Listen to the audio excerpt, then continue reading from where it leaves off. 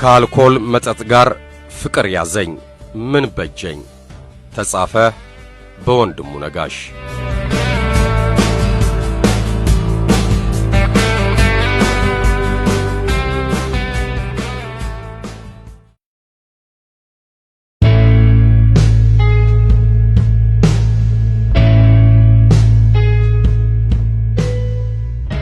ጋሽ ደበበ የመጠጥ ሱሰኛ መሆናቸው በሕይወታቸው የሚወዱትን ሁሉ አሳጥቷቸዋል። ባለቤታቸው ተስፋ ቆርጠው ተሰናብቷቸዋል።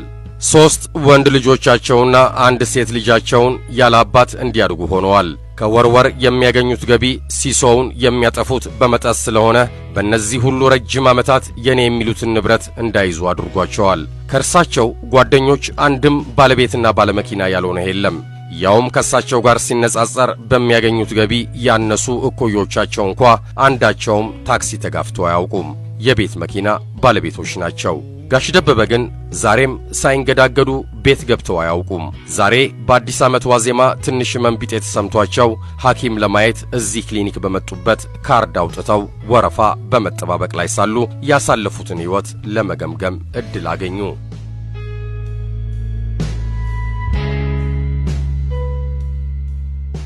ድሮ የኮሌጅ ተማሪ ሳሉ ነበር ውቤ በረሃን ማዘውተር የጀመሩት። መጀመሪያ አካባቢ መጠጥ የሚባል ነገር ጣዕሙ ሁሉ ሊዋሃዳቸው ስላልቻለ ለስላሳ መጠጥ ይዘው ዳንሱንም ሙዚቃውንም ይታደሙ ነበር። የኋላ ኋላ ጓደኞቻቸው ምን በለስላሳ መጠጥ ትሽኮረመማለህ? ወንድ አይደለህም እንዴ? ኮስተር ያለ ነገር ያዝ እንጂ ሲሏቸው ሳይወዱ በግድ ወደ አልኮል መጠጥ ተሸጋገሩ። ይህ ነገር ቀስ በቀስ ሱሰኛ ያደረጋቸው። የመጀመሪያ ባለቤታቸውን ካገኙ በኋላ መጠጥ ለማቆም ሞክረው ነበር። ለጥቂት ጊዜ ተሳክቶላቸዋል። ሆኖም ሳይጠጡ ወደ ቤት የገቡባቸው ወቅቶች እጅግ አስጨናቂዎች ነበሩ። ያዛጋቸዋል። ጠበኛና ተጨቃጫቂ ይሆናሉ። እጃቸው ይንቀጠቀጣል። ሌሊት ደግሞ ያቃዣቸዋል። ይህ እንዳይሆን መጠጥ መጠጣት አለባቸው። መጠጥ ሲጠጡ በምትኩ ቅልል ማለት፣ ነገርን አክብዶ አለማየት፣ መሳቅ፣ መጫወትና እንቅልፍ መተኛት ያበዛሉ። በጊዜ ሂደት የበኩር ልጃቸው መጠጥ መጀመሩን ሲያውቁ እሱን ካልደበደብኩ ብለው ተነሱ። እሱ ደግሞ እሳቸውን እያየ በማደጉ ስህተት የሠራ እንኳን አልመስልህ አለው። ስለዚህ መጠጥ ለማቆም ፍቃደኛ አልሆነም። መብቴ ነው ይላቸዋል። አቶ ደበበ በዚህ ከፍተኛ ብስጭት ውስጥ በመግባታቸው ነገሩን ለመርሳት ብዙ መጠጣት ጀመሩ። ልጃቸውም የአባቱ ጭቅጭቅ እረፍት ስለነሳው ያለ መርሳት እጅግ ብዙ መጠን አልኮል መጠጣት ጀመረ። 2 ሰካራሞች በአንድ ቤት ማደር ጀመሩ። ሚስት 2 ሰካራሞችን ለመንከባከብ አቅም አልነበራቸውም። አንድ ምሽት ሁሉንም ነገር ጥለው ወጡ። እንዲህ እያለ የመጠጥ ሱስ ከልጃቸውና ከሚወዷቸው ባለቤታቸው አለያያቸው። አቶ ደበበ ተረኛ አቶ ደበበ ሲባል ከሐሳባቸው ብንን ብለው ወደ ሐኪም ገቡ። ሐኪማቸው ብዙ አይነት ምርመራ አዘዘላቸው። ከሰዓታት በኋላ አስደንጋጭ ዜና ሰሙ። ጉበታቸው በከፍተኛ ሁኔታ ተጎድቷል። ከዚህ በኋላ በሕይወት ለመቆየት ብዙም ተስፋ የላቸውም።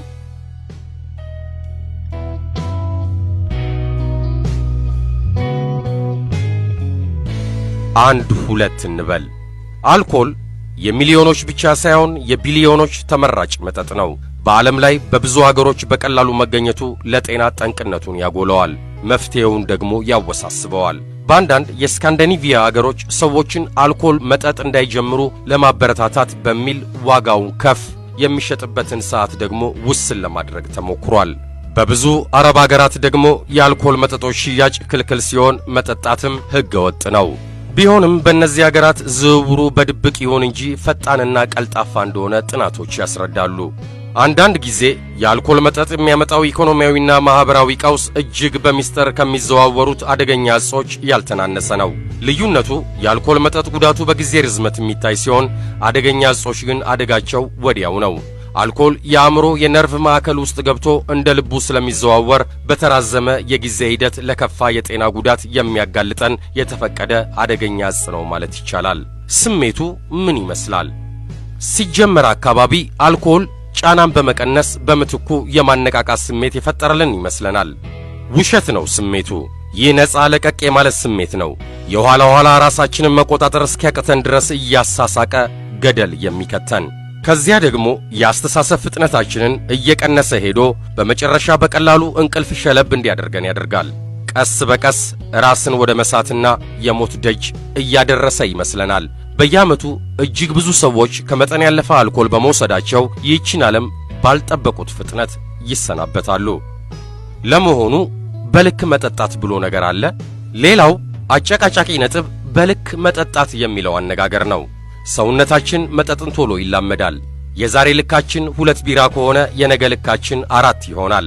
ይህም የሚሆነው አእምሮአችን የመጠጥ መጠንና የመላመድ ዕድል ስለሚያገኝ ነው። በሌላ በኩል አንዳንድ ሰዎች በየሳምንቱ የምንወስደው የአልኮል መጠጥ መጠን እንጂ የአንድ ጊዜ ወይም የአልፎ አልፎ የአልኮል ደንበኝነት ጉዳት እንደሌለው ያስባሉ። ይህ ፍጹም ስህተት ነው። እጅግ ብዙ ቀውሶች የሚፈጠሩት በአጋጣሚዎች በሚወሰዱ መጠን ያለፉ አልኮሎች ነው። ሰካራም ስንሆን ነገሮችን የምንመነዝርበት ሕሊና ሚዛኑን ይስታል።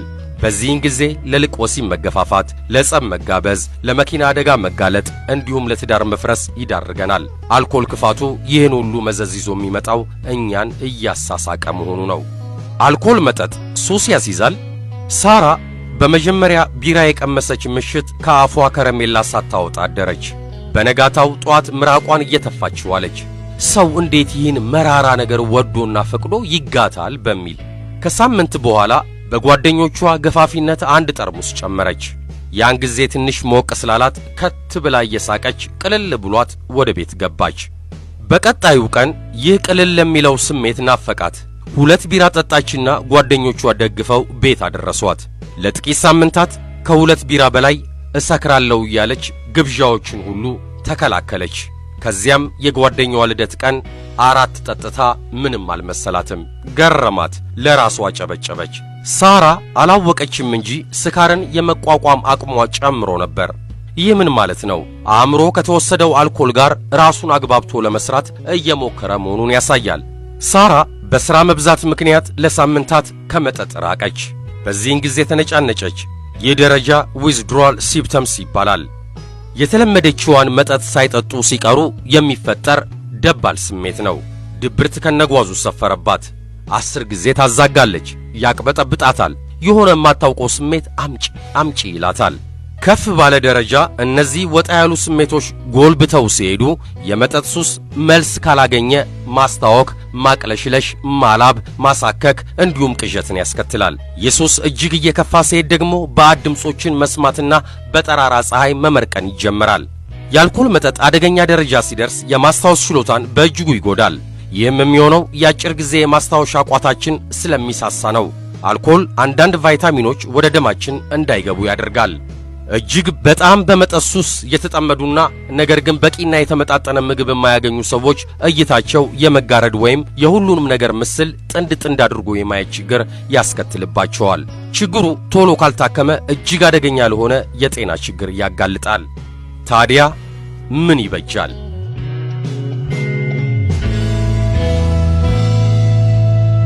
ሁላችንም ራሳችንን የመጠጥ ሱሰኛ እንዳይደለን አድርገን እንቆጥራለን። ነገር ግን ይህ ሁልጊዜ ትክክል ነው ማለት አይደለም። እንደምናስባቸው ሰካራሞች በመጠጥ ሱስ ተዘፍቀን ላይሆን ይችላል። ነገር ግን ይህ ማለት ሱሰኛ ላለመሆናችን ማረጋገጫ አይሆንም። ለምሳሌ በመጠኑ እየጠጣን ነው ብለን ቆይተን በሆነ አንዳች ምክንያት ሳንጠጣ ስንቀር ድብር ተጭኖን ያውቃል? መልሱ አዎ ከሆነ አደጋ አለው። ስናቆም ምንም አይነት የስሜት ለውጥ ከሌለን ደግሞ እሰየው ነው። ሱስ በአንድ ጀንበር የሚመጣ ነገር አይደለም። መጠጥ እያሳሳቀ የሚወስድ ውሃ ነው። ከተዘፈቅንበት ለመውጣት ፈተና ነው። ተዘፍቀንም ከሆነ ከዚህ አስቸጋሪ ሁኔታ ለመውጣት ቁልፉ ያለው ሐኪማችን ጋር ሳይሆን እኛው ዘንድ ነው። ሌሎች የሕክምና አይነቶች ከአልኮል ራስን ነፃ ለማውጣት ቁልፉ ነገር ቁርጥ ውሳኔ ላይ መድረስ ነው። ከዚህ በኋላ ብዙ መንገዶች አብረው ብቅ ማለት ይጀምራሉ። በውጭው ዓለም ይህ የመጠጥ ሱሰኝነት ችግር እጅግ የከፋ በመሆኑ ከዚህ ክፉ ሱስ ለመውጣት የዛኑ ያህል ብዙ ድጋፍ ሰጪ ተቋማትና አማራጮች አሏቸው። ለምሳሌ በተመሳሳይ ሱስ የተጠቁ ሰዎች ማህበር፣ መጠጥ ሱስ ላይ ብቻ ትኩረት አድርገው የሚሰሩ ክሊኒኮች፣ ከሱሰኝነት ለማላቀቅ በሚል አማራጭ መዝናኛዎችን የሚያመቻቹ የበጎ ፍቃድ ክበቦች አያሌ ናቸው። ያም ሆኖ ግን ሰዎች ከዚህ ሱስ ለመውጣት ብዙ ውጣ ውረድ ያያሉ፣ ቤተሰብ ይበትናሉ፣ ራሳቸውን ያጠፋሉ። ይህን ሱስ ለመላቀቅ አስቸጋሪ የሚያደርጉ ጉዳዮችን እንመልከት። ማህበራዊ ምክንያት፣ ለምሳሌ አብሮ አደጎች፣ የቅርብ ወዳጆች፣ ጨዋታ አዋቂዎችና የመስሪያ ቤት ባልደረቦቻችን በዚህ ሱስ የተጠቁ ከሆነ ከነርሱ መለየት እጅግ ፈተና ይሆንብናል። አኗኗርና አስተዳደግ። ለምሳሌ አንዳንድ ሰዎች በአስተዳደጋቸው ብዙም የመዝናኛ አማራጮችን ሳያዩ በማደጋቸው ከመጠጥ ሌላ መደበቂያ ያለ አይመስላቸውም። ዓለም ብዙ አማራጮች እንዳሏት ለማየትም ፍቃደኞች አይደሉም።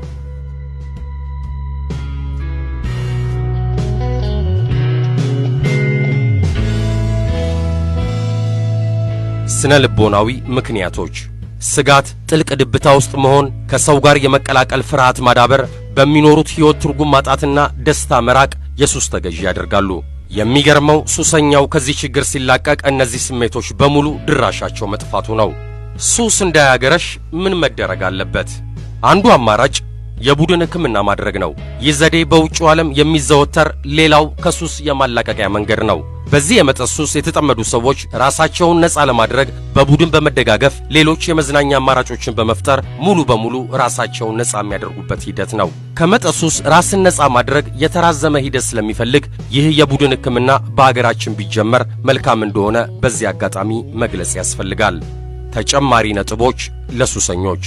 በቀን እንዲሁም በሳምንት ምን ያህል የአልኮል መጠን ወደ ሰውነት እንደገባ በዕለታዊ ማስታወሻ አስፍር። እጅግ በመጠጥ ሱስ ከተለከፉ አደገኛ ጠጪዎች ራስን በማራቅ ከሌሎች ጀማሪዎች ጋር ለመጠጣት ሞክር። አጠጣት በእርጋታና በሰከነ መንገድ እንዲሆን ሞክር። በፍጹም በባዶ ሆድ የአልኮል መጠጥ ለመውሰድ አትድፈር። በሳምንት 1 ቀን፣ ቀስ በቀስ ደግሞ በሳምንት 2 ቀን ወይም 3 ቀን መጠጥ በምንም ተአምር የማትጠጣበትን ቀን አውጅ። በዙሪያ ያሉ ሰዎች ተጨማሪ እንድትጠጣ ያበረታቱ ይሆናል። እምቢ ማለት ልመድ። በዙሪያ ያሉ ሰዎች ከመጠጥ መሸሽ ፈሪነትና ልፍስፍስነት አድርገው ሊያስቡ ይችላሉ። በሆድ ሳቅባቸው። እመነኝ፣ አልኮል መጠጥ ሞትን ያፋጥናል፣ ጤናህን ያውካል፣ ከሰውነት ተራ እንድትወጣ ያደርግሃል። የምትወዳት ሚስት ወይም ልጆች ካሉ ለእነርሱ ፍቅር ስትል ራስህን ከዚህ ሱስ ለማውጣት ቁርጥ ውሳኔ ላይ ድረስ።